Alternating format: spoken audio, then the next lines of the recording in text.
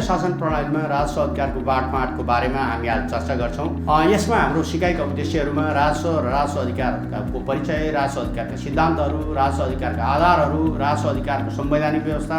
र यसको बाँडफाँड, राजस्व अधिकारको स्रोतको बाँडफाँड सम्बन्धी संवैधानिक व्यवस्था, राजस्व बाँडफाँडको आधार र ढाँचा, त्यसैगरी राजस्व बाँडफाँडको रकम उपयोग सम्बन्धी आयोगका सुझावहरू र प्राकृतिक स्रोतबाट प्राप्त राइटको बाँडफाँड सम्बन्धी कुराहरू हामीले यसमा प्रस्तुत गर्नेछौँ। सरकारले प्रचलित कानुन बमोजिम जनताबाट प्रत्यक्ष वा अप्रत्यक्ष रूपमा गैर करका रूपमा उठाउने रकमलाई नै हामीले राजस्व भन्दछौँ, जसमा जनताले सरकारलाई अनिवार्य योगदान गर्नुपर्ने दायित्व, सरकारको आम्दानीको सबैभन्दा महत्त्वपूर्ण स्रोत जस्तै यसको आयकर, मूल्यवृद्धि कर, भन्सार महसुल, घर बहाल कर, मालपोत, सेवा शुल्क, पर्यटन दस्तुर र रोयल्टी लाभांश आदिलाई हामीले राजस्व भन्दछौँ। अब राजस्वको सम्बन्धमा वित्तीय सङ्घीयताको हिसाबले हेर्दा तीन तहका सरकार, स्थानीय सरकार, सङ्घीय सरकार र प्रदेश सरकार, तीनैवटा सरकारको कार्यजिम्मेवारीभित्र राजस्व परेको हुन्छ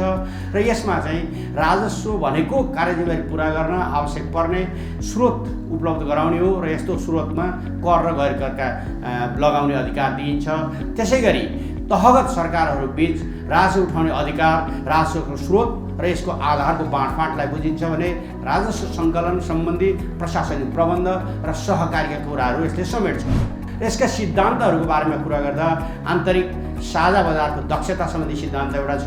जहाँ चाहिँ सङ्घ, प्रदेश र स्थानीय तहको सबैलाई कति दक्ष रूपमा बजार सञ्चालन हुने र बजारबाट राजस्व असुल गर्न सकिन्छ भन्ने कुरो हेरिन्छ भने यसले चाहिँ राष्ट्रिय रूपमा इक्विटी सिर्जना गर्ने, हुनेबाट लिने र नहुनेलाई डिस्ट्रिब्युट गर्ने अथवा वितरण गर्ने समन्यायिकता स्थापित गर्ने कुरो हुन्छ। त्यस्तै यसले चाहिँ प्रशासनिक खर्च पुरा गर्नुपर्ने र आफ्नो प्रशासनिक खर्च आफैले परिचालन गरेको राजस्वबाट उठाउनु पर्ने भन्ने सिद्धान्त हुन्छ।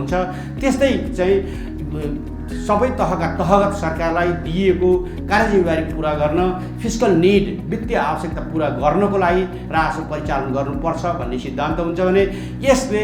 डाइभर्सिटी, हाम्रो जस्तो मुलुक जहाँ चाहिँ भूगोलको हिसाबले, जनताको हिसाबले र यसको परिवेशको हिसाबले पनि विविध छ, त्यस्तो विविधतालाई सम्बोधन गर्न, हुनेबाट लिने र नहुनेबाट लाई चाहिँ पुनर्वितरण गर्ने हिसाबले विविधताको सिद्धान्त यसमा लागू हुन्छ भनेदेखि आफूले कमाएको पैसा खर्च गर्नमा मितव्ययी सिद्धान्त अपनाउनु पर्छ, जहाँ चाहिँ आफ्नो अपनत्व, स्वामित्व बढी हुन्छ। त्यसैले मितव्ययिताको सिद्धान्त पनि यसमा लागू हुन्छ भने यसमा चाहिँ उत्पादकत्व कसरी वृद्धि गर्न सकिन्छ भन्ने हिसाबले हेरिन्छ, जसमा चाहिँ उत्पादक वृद्धिको कुरो पनि सँगै आउँछ। राजस्वका कुरा त गऱ्यौँ, तर केबाट उठ्ने भन्ने कुरोमा पनि हामीले छलफल गर्नुपर्छ। त्यस हिसाबले हेर्दा आर्थिक स्थायित्व कायम गर्न, पुनर्वितरण सम्बन्धी करारहरू सङ्घका अधिकार क्षेत्रभित्र पर्छन्, जहाँ चाहिँ कहीँ मुलुकको विविधताको कारणले गर्दा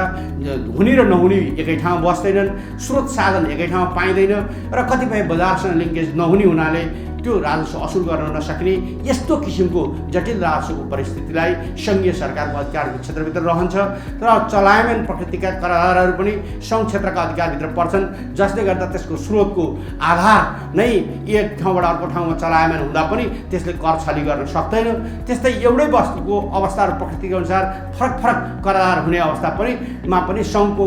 सरकारको अधिकार क्षेत्रभित्र रहन्छ। त्यस्ता कुराहरूमा एउटा व्यवसायमा कर लाग्छ, त्यही व्यवसायले कारोबार गर्दा मूल्यवृद्धि कर लाग्छ भने, नाफा कमाउँदा आयकर लाग्छ, सम्पत्ति जोड्यो भने सम्पत्ति कर लाग्छ र त्यसको बिक्रीमा गर्दा पुँजीगत आयकर लाग्छ। यी सबै एउटै बेसमा, एउटै आधारमा कर लाग्ने भएको हुनाले ती करहरू छली गर्न नसकोस् भन्ने हिसाबले सङ्घीय सरकारको दायित्वभित्र रहन्छ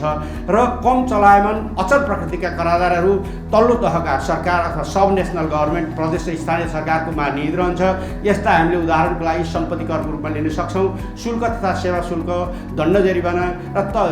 भन्ने कुराहरू सेवा प्रवाह गर्दा नागरिकले राज्यबाट लिनुपर्ने सुविधा प्राप्त गर्दा यसलाई नियमन गर्ने र सेवा प्राप्त गर्ने हिसाबले हुँदा जुन तहको सरकारले सेवा प्रदान गर्छ, जुन तहको सरकारले चाहिँ नियमन गर्ने अधिकार प्राप्त गरे हुन्छ, त्यही तहको सरकारलाई बुझाउनु पर्ने हुनाले यो तिनै तहको सरकारमा अधिकार क्षेत्रभित्र रहने गर्छ। नेपालको संविधानले यसरी हामी वित्तीय संहिता आइसकेपछि 2072 सालमा आएको यो सङ्घीय नेपालको संविधानको धारा 60ले राजस्व स्रोतको बाँडफाँडको सम्बन्धमा व्यवस्था गरेको छ, जसअनुसार सङ्घ प्रदेश र स्थानीय तहले आफ्नो अधिकार क्षेत्रभित्रको विषयमा कर लगाउने र ती स्रोतहरूबाट राजस्व उठाउने काम गर्छन्। त्यस्तै साझा सूचीभित्रको विषयमा र कुनै तहको पनि सूचीमा नपरेको विषय छ भने त्यस्तोमा कर लगाउने र राजस्व उठाउने अधिकार नेपाल सरकारलाई हुन्छ अथवा सङ्घीय सरकारलाई हुन्छ र यसरी निर्धारण गरे बमोजिम हुन्छ। त्यस्तै चाहिँ धारा 57ले तहगत सरकार भन्नाले सङ्घ सरकार, प्रदेश सरकार र स्थानीय सरकारको राजस्व अधिकार अन्तर्गत रहने के कस्ता स्रोतहरू रहन्छन् भन्ने कुराको व्यवस्था गरेको छ र यो चाहिँ अनुसूचीमा छ। अनुसूचीको कुरा गर्दा सङ्घ सरकारभित्र संस्थागत आयकर, व्यक्तिगत आयकर, पारिश्रमिक कर, भन्सार महसुल, अन्तःशुल्क, मूल्यवृद्धि कर लागू छ भने प्रदेश सरकारलाई कृषि आयमा कर, घर जग्गा रजिस्ट्रेसन शुल्क, सवारी साधन कर, मनोरञ्जन कर र विज्ञापन कर कुरो उठाउँछ। त्यस्तै स्थानीय तहको सरकारले स्थानीय तहभित्र गाउँपालिका र नगरपालिका हुन्छन्। यहाँ चाहिँ भूमि कर, मालपोत, सम्पत्ति कर, घरबहाल कर, व्यवसाय कर, घर जग्गा रजिस्ट्रेसन शुल्क, सवारी साधन कर, मनोरञ्जन कर, विज्ञापन कर असुल गर्छन्। र गैरकर क्षेत्रभित्र हेर्ने हो भने सङ्घीय सरकारको अधिकार क्षेत्रभित्र राहदानी शुल्क, भिसा शुल्क, जुवा, चिट्ठा र क्यासिनो सञ्चालन गर्दा लिइने शुल्क, पर्यटन दस्तुर, सेवा शुल्क दस्तुर, दण्ड जरिवाना लाग्ने अधिकार छ भने प्रदेश सरकारतिर पर्यटन दस्तुर, सेवा शुल्क दस्तुर, दण्ड जरिवाना लगाउने अधिकार हुन्छ र स्थानीय तहमा पर्यटन दस्तुर, सेवा शुल्क दस्तुर र दण्ड जरिवाना हुन्छ।